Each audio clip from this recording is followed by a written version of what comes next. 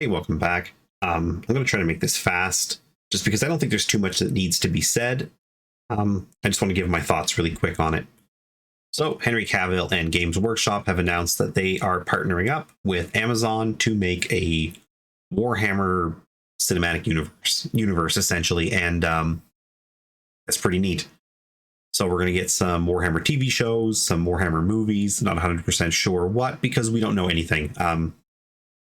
It does seem like this is sort of we just signed the deals and we're going to get started, and you probably won't see anything for like 2 to 3 years. I think that's probably a safe bet that the first Warhammer stuff on Amazon might come out in like 2025.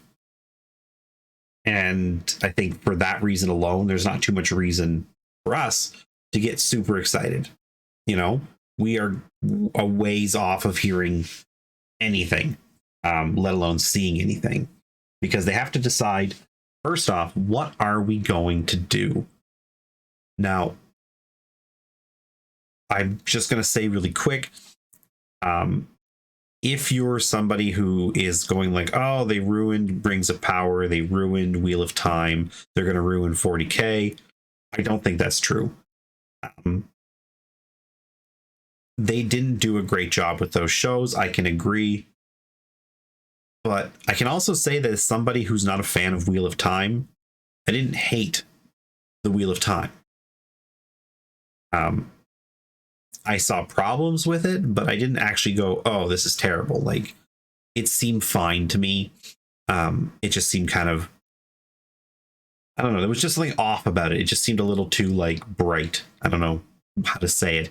It just didn't feel like it was a gritty lived in world. It just felt like it was a thrown together affair. And when it comes to Ring of Power, I think Ring of Power was, as far as cinematography goes, just incredible for a TV show. It felt like I was watching a film, but I can see the problems people had with it. Now, again, I like the movies for Lord of the Rings, but for the rest of it, I don't care. I like The Hobbit as a book. I think the Hobbit movies are god awful. They're just terrible. And I don't know. I just don't care that it wasn't a great, perfect adaptation of Lord of the Rings or like, Middle Earth, because I don't care about Middle Earth personally. And I think that's something we need to acknowledge. Most people who are going to watch these Warhammer movies and TV series on Amazon, they're not going to care about Warhammer as far as the universe goes, at least not right away. Warhammer is a niche hobby. The world of Warhammer is niche. Yes, lots of people have heard of it, but they mostly just think of it as, oh, it's those little toys, or yeah, I saw some video games like 10 years ago or something. I don't think people watching it are going to care about the backstory and the accuracy.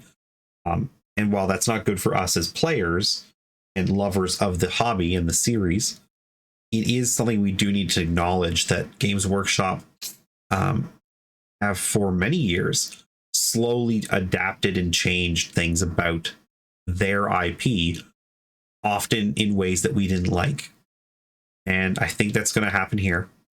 I think we're going to see stuff that we're not very happy with as fans. I very much expect to be angry, at times, and just get frustrated and say, this is not for me. And maybe it's not.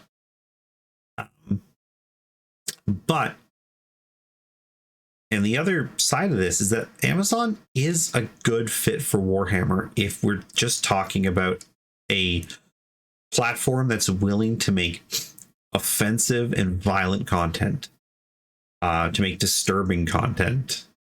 They've put out stuff that is very, very good, and that would be, in most people's eyes, promising when it comes to the idea of accurate Warhammer. Yes, Lord of the Rings and Wheel of Time, those are not, good signs. I admit that, I agree. But when you look at The Boys, that show is it's offensive. in terms of what they're willing to do with those characters and those plots. And it's violent and it's great. It's also very good. That's the important thing here. It's not just violent for the sake of violence. Not just offensive to be offensive. It's a really good series. And I think that's something that we can say is positive about Amazon and 40K. 40K is very seldom like overtly and like, you know, in your face offensive, but the subtext, you know, what's going on in the Imperium is not nice. A lot of it is offensive. And if you were to just go out and sit with a bunch of people and start telling them about how much you love 40K and that it's a super messed up futuristic sci-fi world where the humans will eradicate alien races for existing, and they will take people and essentially lobotomize them and turn them into slave robots who can still sort of understand and think, you know, who understand they're trapped in these bodies, and that there's murderous rapist space elves, and there's, you know, all kinds of other stuff that, again, it's just offensive. It's not nice. People would kind of give you looks. And I mean, I think anybody who's realistic about the hobby knows that you can't just talk about all this stuff with somebody else and be like, oh yeah, it's so awesome about how, like, you know, what the Dark Eldar will do to people when they catch them. I mean, that'd be weird. And it's kind of nice to know that Amazon at least is willing to do stuff that if I went and talked about The Boys with my mom, she would not want to talk to me about that. She would tell me to stop, and that was really inappropriate. The same as if I was talking to her about Dark Eldar, because it's not appropriate to talk with my mom about that. So that's a good sign. They're willing to touch on this stuff. Or if you look at Man in the High Castle, that's another good show. I mean, the ending was kind of weak and not that great, but the actual, like, the first couple of seasons were quite good, and they did a really good job bringing Nazi America to life in a way that was real, I guess, to put it. There were times I was watching that, and it was kind of like hard to continue watching at times because it just felt so real the way they presented it. It wasn't over the top. It wasn't done in a way to remind you that this isn't real. It was done to make you, in a way to make you believe it was real. That, you know, it was the Nazi states of America, or whatever they call themselves. And it was disturbing. And it was done so well. And I think that's, again, a good sign that Amazon could do a really good job with the 40K IP. If somebody was going to make a 40K show, Amazon might be the best option. I don't think anybody else could do what needs to be done, or at least be willing to do what needs to be done. And while there's no evidence they're going to do a good job here, there's at least some evidence that they might. I think that's a good thing. But I guess we're going to have to wait and see, because, again, I don't think we'll see anything solid before like middle of 2025. If there's anything out even in the next 2 years, I'll be shocked, and I'll be concerned, because 2 years, they better already be working on it. If it's going to be on demand for me to watch in 2 years, because otherwise it's going to be super rushed. Anyways, that's the video. I could just talk about this for like 30 minutes and probably would if I just keep talking. So I'm going to stop there.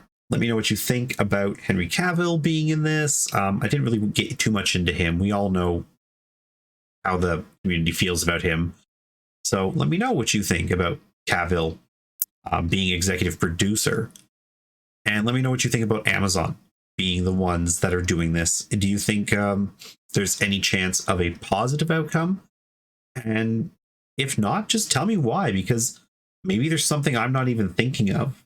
And the earlier we sort of make our point that we want to see